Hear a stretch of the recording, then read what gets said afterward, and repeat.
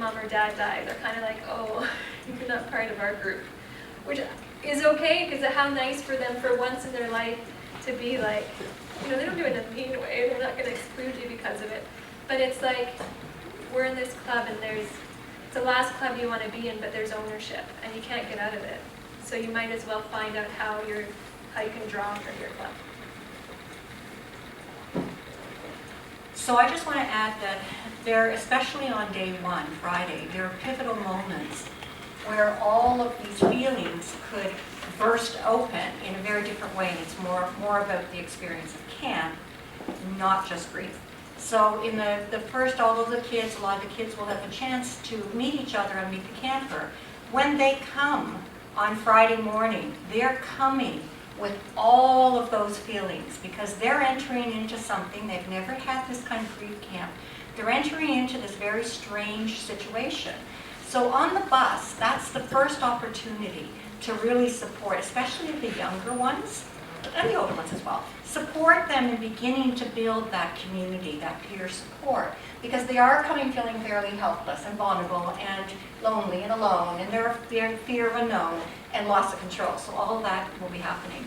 The other pivotal moment at night when there will be moments when these kids can almost feel flooded. You guys too. We all can feel flooded with such strong caring and emotion when we go through the beginning activities. Those are another few moments where the peers can support each other, and you can support them as well and support the other volunteers. The other, in my experience, the other really important time is the first night. And the first night is kind of a very interesting night, and for some, they refuse to go to bed. And it's like 2 o'clock in the morning, we're still trying to get them to go to bed. I told the new volunteers they'd be so tired they'd go to sleep. Yeah, but the kids aren't asleep. So it's the time in which, and that is also the time when Marianne and I have started in some of the cabins doing meditation, a really, really gentle, focused meditation, because they can't go to sleep. And it's usually the 7-year-olds, 8-year-olds, 9-year-olds, 10-year-olds, and they just want to talk, and they're up, and they're going to the bathroom, and they're back, and they're singing, and then they're waking everybody else up.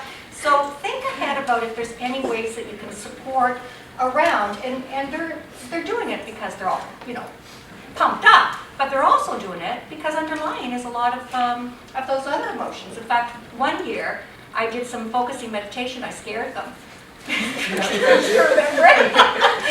I turned up, I said, the next night I said, okay, do you want me to do that? No, you scared us. I said, think of a nice light. I turned the lights out and I would do kind of a walking through. It was really gentle.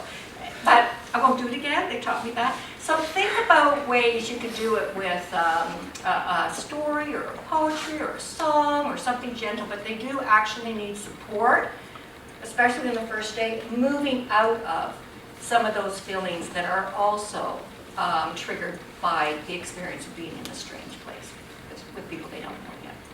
Okay. And when needs are expressed as behaviors, and if you're feeling triggered or if you're feeling frustrated, something to give yourself a little more patience is just to remember that behind the behavior is one of these needs. And that can kind of help you reframe and dig a bit deeper and find a little bit more patience or a little bit more energy. Yeah, because 2 o'clock in the morning, sometimes it's hard to... Oh my gosh, I shouldn't let you talk. Most kids are not up at 2 a.m. Just the 8 and 9-year-old. Okay, the 8 and 9-year-old. 2 a.m.? This goes back to tell us what's going on. I never knew at 2 a.m. We do.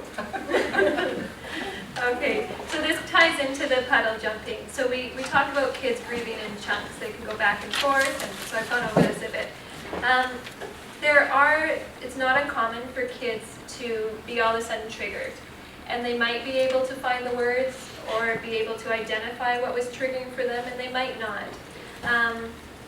And so it's just like any, a kid could look a lot of different ways when they're triggered. They could all of a sudden, a talkative child could all of a sudden shut down and be quiet, or you might see them, act out, and you just know, is it a pretty different, immediate change from you were like this, and then something happened, and now you're like this.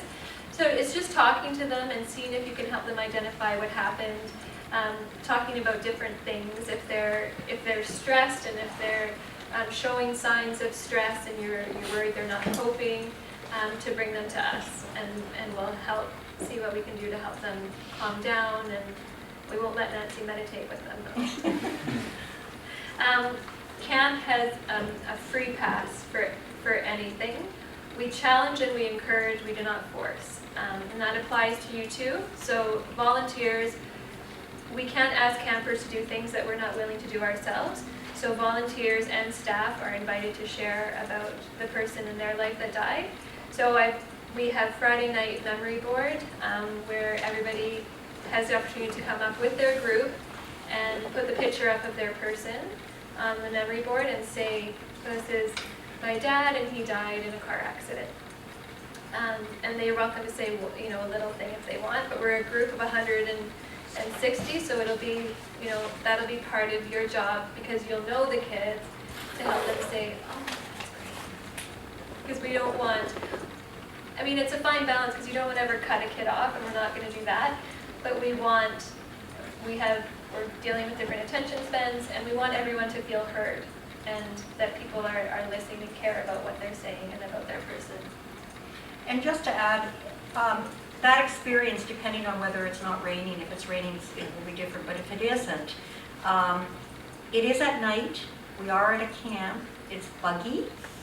And as Heather said, the little ones, it is hard to ask them to sit still in a buggy environment at night for the amount of time this is going to take. So any kind of support, any kinds of ways that you can help them, making sure that they're all, you know, really covered in bug spray, that they're going to be as protected as possible will be really important, because the younger they are, the less likely they're going to do that. So it's just thinking about those kind of things as well, about how to take care of their needs. And if you have ideas, come to us. Say, you know, we'll put the young kids up first, and if you say, look, I think that my kids would do better if we could stand at the back, or, you know, this just isn't going to happen. What about this? Is it okay if we do this? And I hope that we'll be open. I think we're open.